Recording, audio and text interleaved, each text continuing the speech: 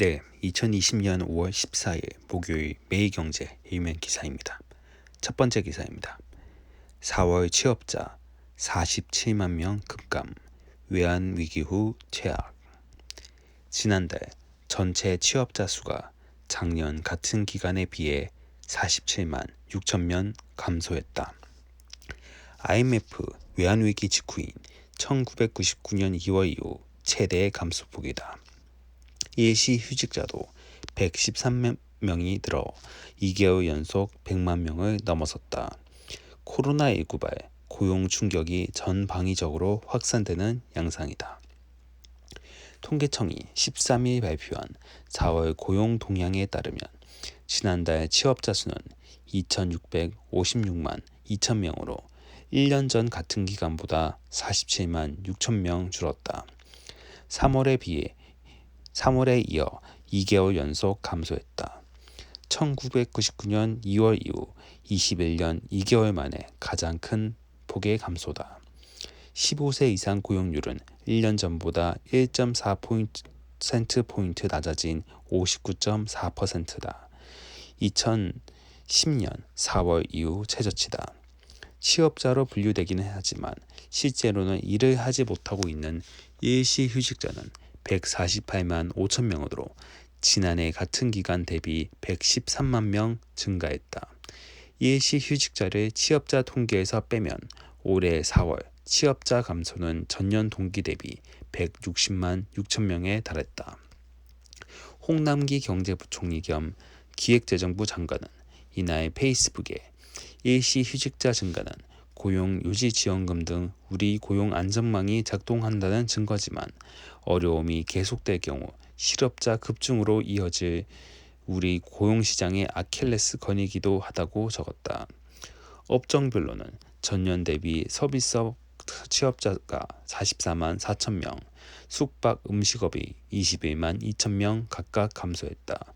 제조업 취업자도 4만 4천 명 줄어 3월 대비 감소폭이 더 커졌다.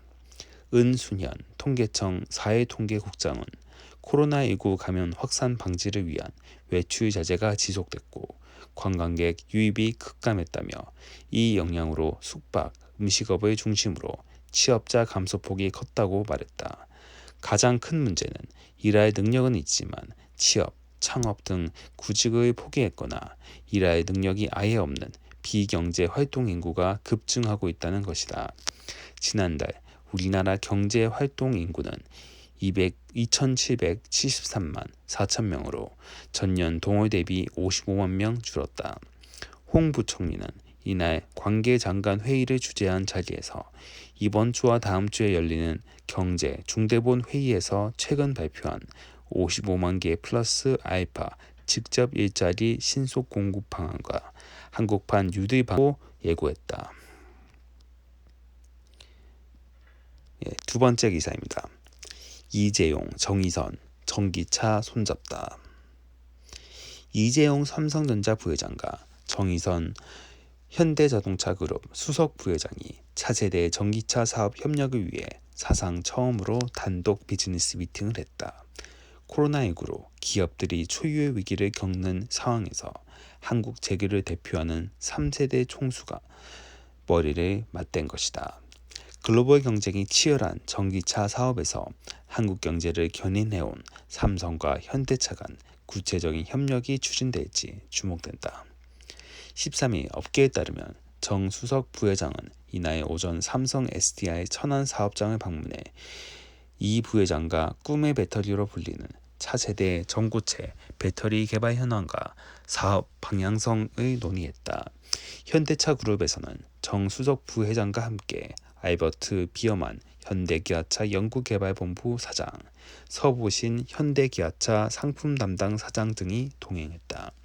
삼성 측에서는 이 부회장과 전영현 삼성 SDI 사장, 황성우 삼성종합기술원 사장 등이 현대차 그룹 경영진을 맡았다.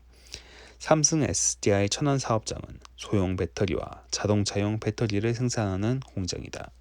이 부회장과 정 수석 부회장을 비롯해 양사 경영진은 천안 사업장 전지동 임원 회의실에서 삼성 SDI 및 삼성 종합기술원 담당 임원으로부터 삼성의 전고체 배터리 개발 현황과 글로벌 전고체 배터리 기술 동향 등을 보고받고 협력 방안에 대해 논의한 것으로 전해졌다.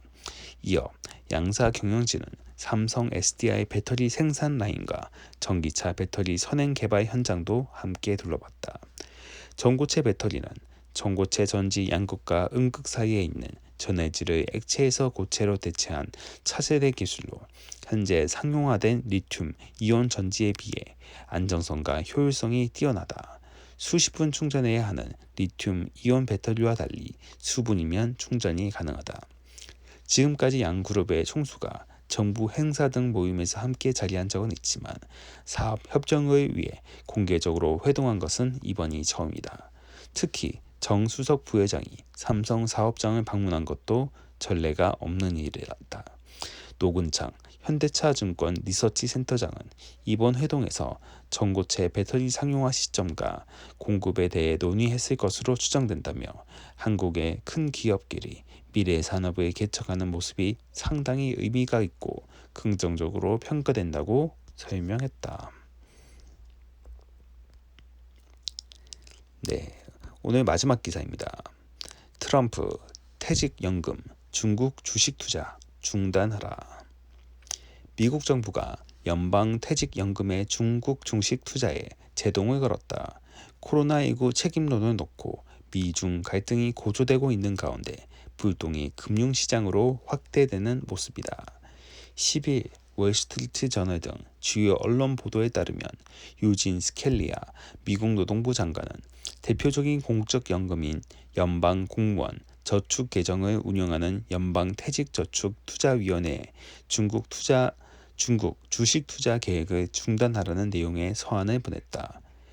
월스트리트 저널은 서한에서 도널드 트럼프 대통령의 지시라는 점이 명시되어 있다고 전했다. 연방 공무원 저축 계정은 연방 공무원, 미군들이 폭넓게 가입하며 운영 규모가 6천억 달러에 달한다. 연방퇴직저축투자위원회는 수익률을 높이기 위해 올해 하반기부터 중국을 비롯한 신흥시장 투자 비중을 확대하기로 한 2017년 결정을 했지만 트럼프 행정부가 이 계획에 대한 중단 지시를 내린 것이다. 노동부가 이 위원회를 관할한다.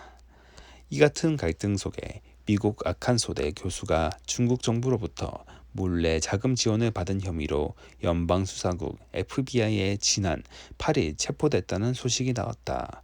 아칸소대 전기공학과 교수이자 이 대학 고밀도 전자공학센터 소장인 사이먼 앵은 2012년부터 2018년 중국 정부가 후원하는 프로그램을 통해 자금을 지원받으면서 이 사실을 대학 측과 연방 정부에 신고하지 않았다.